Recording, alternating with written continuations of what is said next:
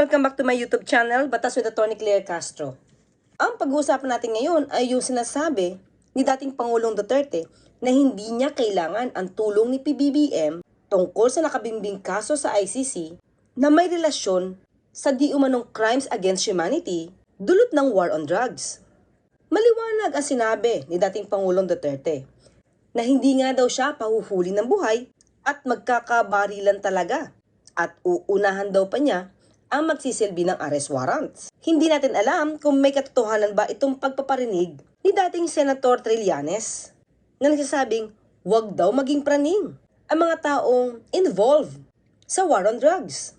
Marahil nga nasabi niya ito dahil nababasa niya ang mga kilos ng ibang mga nasa kampo ni dating Pangulong Duterte.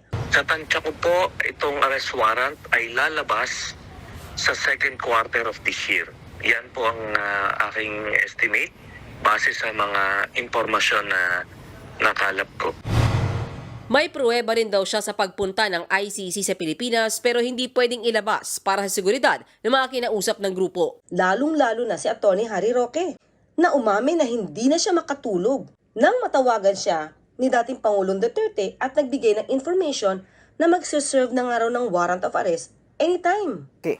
Hindi ako nakatulog kasi tinawagan ako ni Tatay Digong at ang sabi niya nakakuha siya ng impormasyon na anytime daw baka siya arestuhin.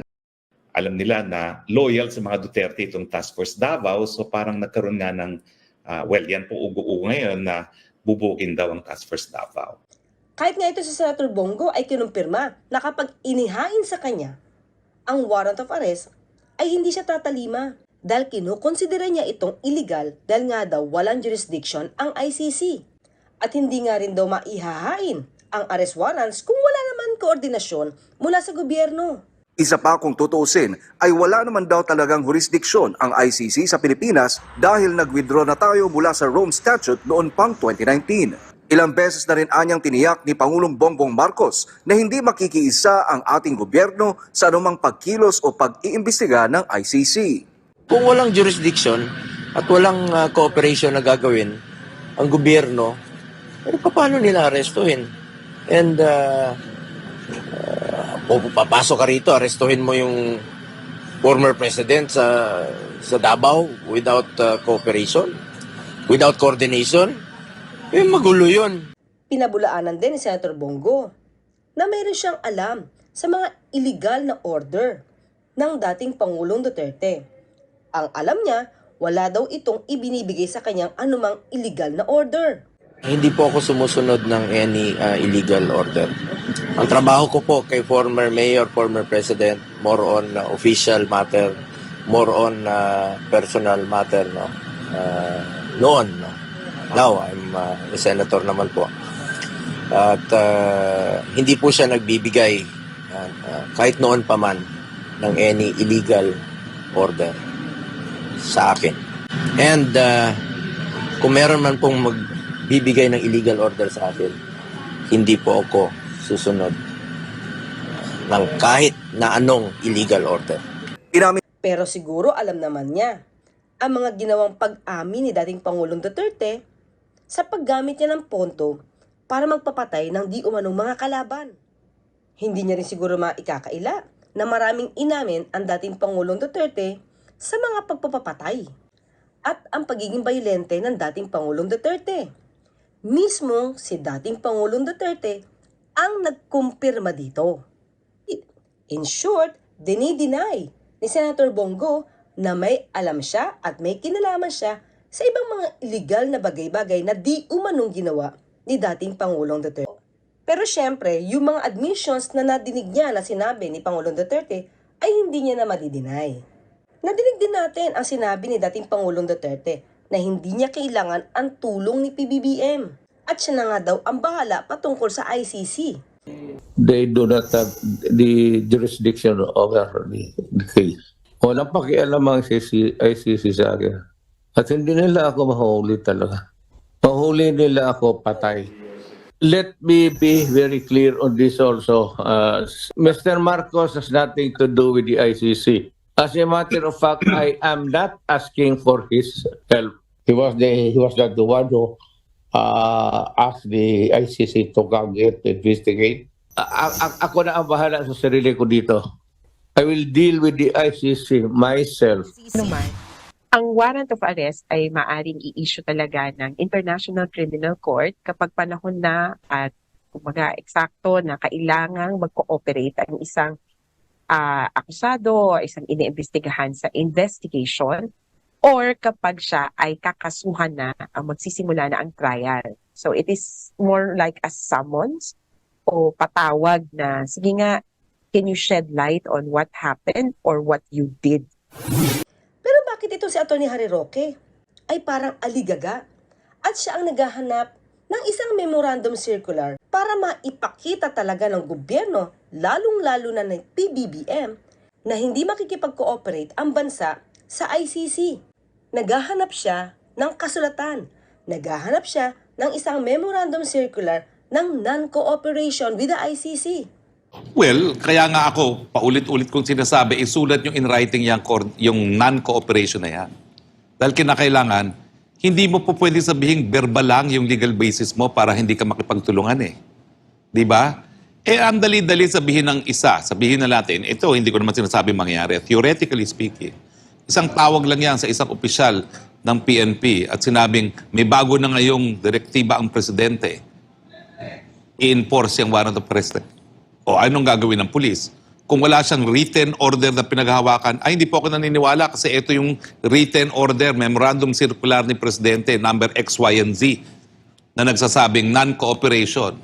Lalabagin ko po utos ng Presidente pag sinunod ko yung utos ninyo. Bakit nga daw ba puro verbal lang ang sinasabi ng ating Pangulo? Dapat daw ay gumawa ng isang memorandum circular. Dapat nakasulat. Pero ang akala natin ay hindi naman kailangan ni dating Pangulong Duterte ang tulong ni PBBM. So bakit naghahanap si Atty. Harry Roque ng memorandum circular na magpapatunay na hindi na makikipag-cooperate ang bansa sa ICC?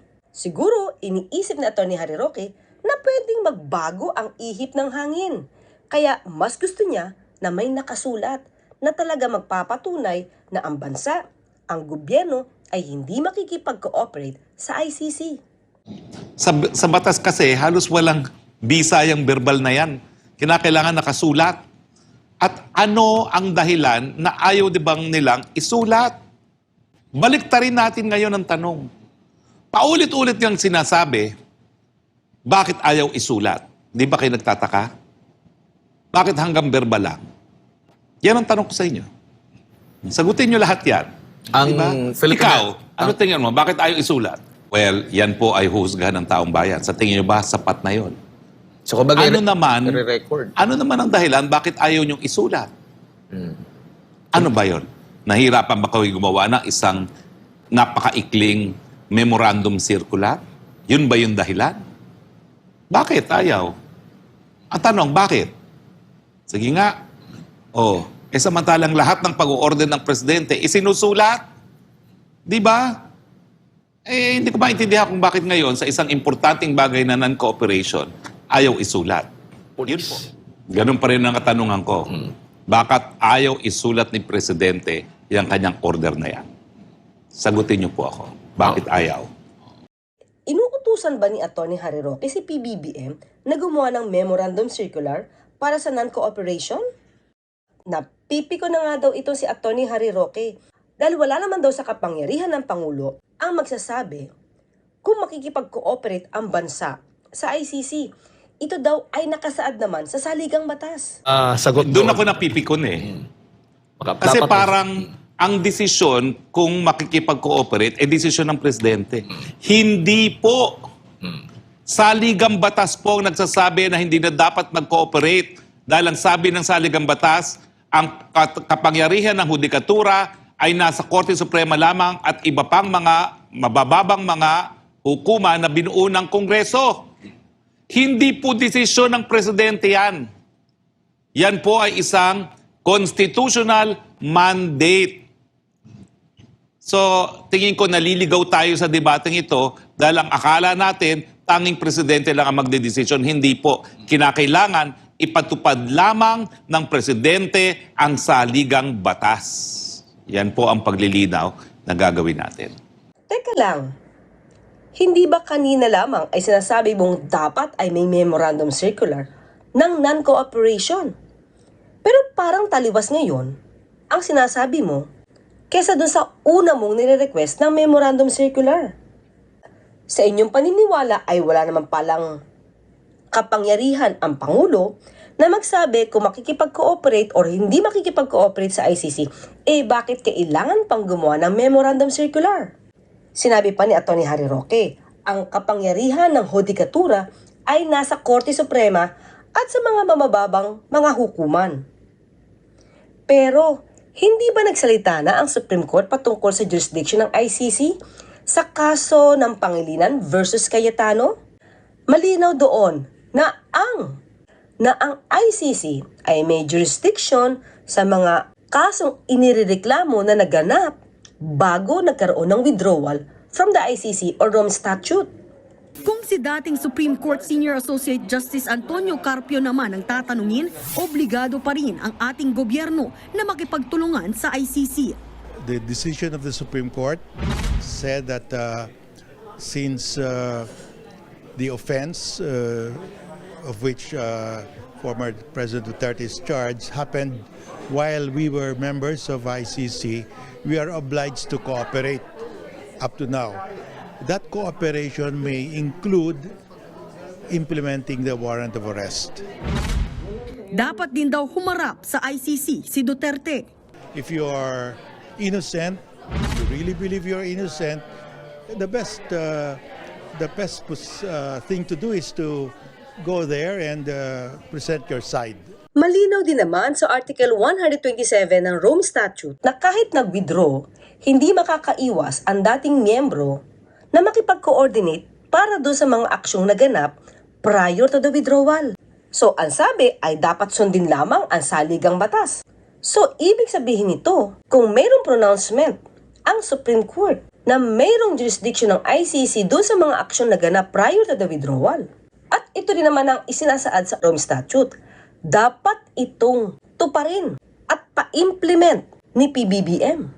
So, kung naniniwala kayo na ang jurisdiction ay nasa Supreme Court at sa ibang mabababang hukuman, hindi nyo dapat pigilan si PBBM kung i-implement man kung ano ang sinabi ng Supreme Court na may jurisdiction ng ICC sa mga kasong naisampa prior to the withdrawal. Hindi ba medyo magulo ang statement na ito ni Atty. Harry Roque? Saan ba tayo lulugar? Doon ba sa non-cooperation na dapat na isinasaad at isinusulat ni PBBM? O doon sa pronouncement ng Supreme Court or ng ibang mabababang hukuman dahil nandoon ang hudikatura ayon sa saligang batas? Dahil kapag sinunod natin ang payo ni Atty. Harry Roque na tanging Supreme Court lamang at ibang mabababang hukuman ang may huridikatura, dapat si PBBM sundin kung ano ang sinasabi ng batas at kung ano ang sinasabi ng Supreme Court. Hindi ba bilang Pangulo dapat lamang niya sundin kung ano ang sinasabi ng batas? Kung maliwanag ang batas at ito ay kinukumpirma naman ng Supreme Court sa kanyang desisyon, dapat lamang sundin ng Pangulo kung ano ang naaayon sa batas at kung ano ang sinasabi ng Supreme Court. Hanggang dyan lang muna po tayo. Hanggang sa muli, magkita't magkarinigan tayo. Ako po sa Tony Claire Castro, nagpapalalang, huwag tulugan ang inyong karapatan.